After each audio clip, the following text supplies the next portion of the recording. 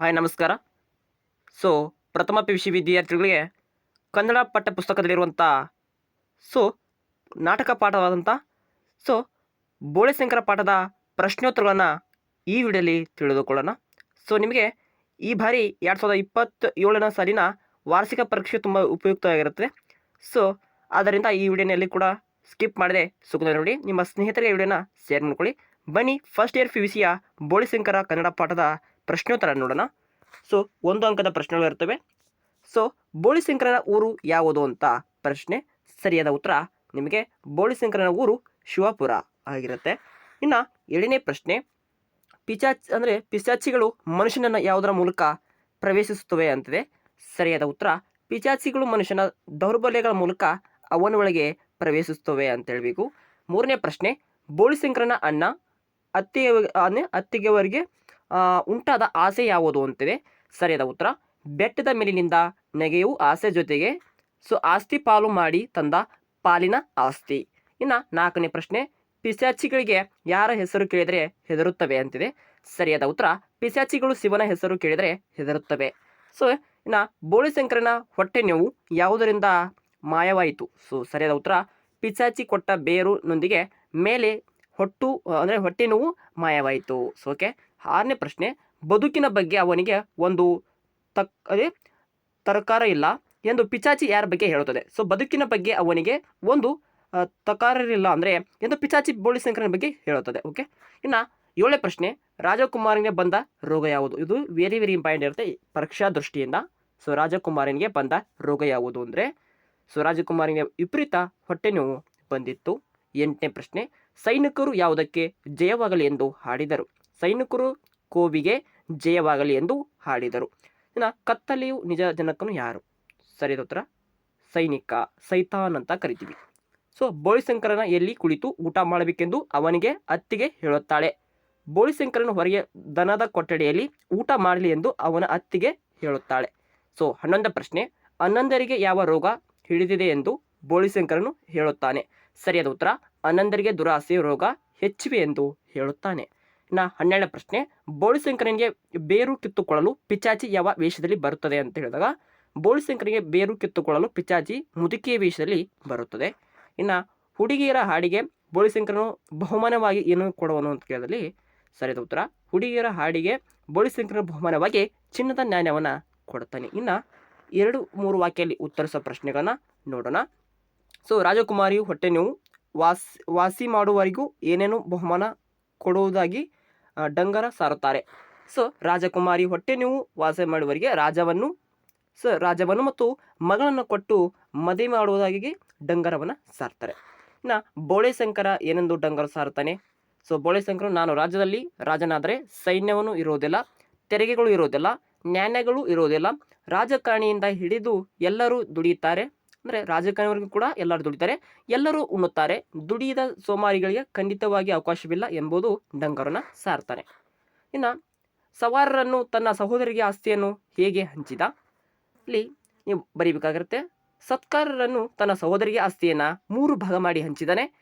So ದುಡಿದು ಪಟ್ಟಿಗೆ ಆಭರಣ, ಸತ್ಕಾರನಿಗೆ ಒಳ್ಳೆಯ ಗದ್ದೆ, ತೋಟ, ಹೊಲ ಎಲ್ಲ ಸರ್ದಾರ ಸೋಮಣ್ಣನಿಗೆ ನರಿ ಹತ್ತಿರ ಇರುವ ಕಲ್ಲು, ಮರಡಿ ಬೋಳಿಶಂಕರನಿಗೆ ಎಂದು ಭಾಗವನ್ನು ಮಾಡ್ತಾನೆ.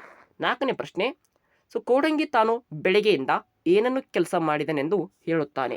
ಕೋಡಂಗಿ ತಾನು ಬೆಳಗ್ಗೆಯಿಂದ 18 ರೊಟ್ಟಿ ತಿಂದು ಹಾಗೆ 8 ಮುದ್ದೆ ನುಂಗಿ ಆ ಸೋಲಿಗೆ ಅನ್ನ ಉಂಡು 1 ಗಡಿಗೆ ಅಂಬಲಿ ಕುಡಿದು ಗಡೆತ್ತಾಗಿ 3 ಗಂಟೆ ನಿದ್ದೆ ಮಾಡಿದನು.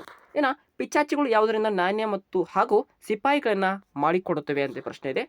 ಅವುಗಳಿಗೆ ಪಿಶಾಚಿಗಳು ತೆನೆಗಳಿಂದ ಕಾಳು ಉದುರಿಸಿ ಕೈ ಮುಟ್ಟಲು ಬೋಳಿಶಂಕರನಿಗೆ ಹೇಳಿ ಹಂಡಲು ಮತ್ತು ಬಂಡಲು, ಚಿಗರಿ, ಚಕಲಕ, ಹಾಗೆ ಬರಲಕ, ಅಲ್ಲಿ ಸಾಲ ಕುದರಿ, ಹನುಮಂತರಾಯ, ಧಾನ್ಯವೆಲ್ಲ ನಾಣ್ಯವಾಗಿ, ಹಾಗೆ ನಾಣ್ಯವೆಲ್ಲ ಚಿನ್ನವಾಗಿ, ಬಚ್ಚಾ ಬೋಲೋ, ಬೋಲ್ತಿ ಬೋಲೋ, ಮತ್ತು ಹಾಲ್ರಮ್ ಲಂಗೋಟಿ ಕೋಲ ಎಂಬ ಮಂತ್ರ ಹೇಳಿದಾಗ ಕಾಲುಗಳೆಲ್ಲ ಚಿನ್ನದ ನಾಣ್ಯಗಳಾಗ್ತವೆ. ಬೋಳಿಶಂಕರನ ಹುಡುಗಿಯರಿಗೆ ಚಿನ್ನ ಕೊಡೋದಕ್ಕೆ ಸವಾರರನ್ನು ಏನನ್ನು ಹೇಳುತ್ತಾನೆ. ಪ್ರಶ್ನೆ ನೋಡ್ಕೋಬೇಕು. 7ನೇ ಪ್ರಶ್ನೆ, ಸೈತಾನನ ಆಗಮನವನ್ನು ಭಾಗವತನು ಹೀಗೆ ತಿಳಿಸಿದ್ದಾನೆ. ಅವುಗಳನ್ನ ಪ್ರಶ್ನೆ ನೋಡ್ಕೊಳ್ಳಿ. 8ನೇ ಪ್ರಶ್ನೆ ಅವುಗಳಿಗೆ ಉತ್ತರನ ಕೊಟ್ಟಿದ್ದು. ಇನ್ನು 5 ವಾಕ್ಯದಲ್ಲಿ ಉತ್ತರಿಸುವಂಥ ಪ್ರಶ್ನೆಗಳು ಅಂದರೆ 5 ಆರ್ ಸೆಂಟೆನ್ಸಲ್ಲಿ ಈಚ್ ಮಾಡೋ ಪ್ರಶ್ನೆಗಳು ಇರ್ತವೆ. ಅವುಗಳನ್ನ ತಾವು ಓದ್ಕೊಳ್ಬೋದು. ಸೊ ರಾಜಕುಮಾರಿಯ ಹೊಟ್ಟೆ ನೋವು ಪ್ರಸಂಗದಿಂದ ಬೋಳಿಶಂಕರನ ರಾಜನಾದ ಕಥೆಯನ್ನು ತಿಳಿಸಿ. ತನ್ನ ಕನಸನ್ನು ಕುರಿತು ಬೋಳಿಶಂಕರನ ಮಂತ್ರಿಗೆ ಹೇಳಿದ್ದೇನು. ಬೋಳಿಶಂಕರನು ಮತ್ತು ಅವನ ಅಣ್ಣಂದಿರ ಭಗವಂತರ ಹೀಗೆ ಪರಿಚಯಿಸುತ್ತಾರೆ. ಸೈನಿಕರು ಹಾಡಿದ ಸಿಟಿ ಹಾಡಿನ ಸಾರಾಂಶವೇನು. ಇನ್ನು ಹಸಿರೇ ಉಸಿರು ಎಂಬುದನ್ನು ಬೋಳಿಶಂಕರನ ಪಾತ್ರದ ಮೂಲಕ ನಾಟಕಕಾರರು ಹೇಗೆ ಸ್ಪಷ್ಟಪಡಿಸಿದ್ದಾರೆ. ಬೋಳಿಶಂಕರನ ನಾಣ್ಯ ಮತ್ತು ಸೈನಿಕರ ಪಡೆದ ಪ್ರಸಂಗವನ್ನು ವಿವರಿಸಿ.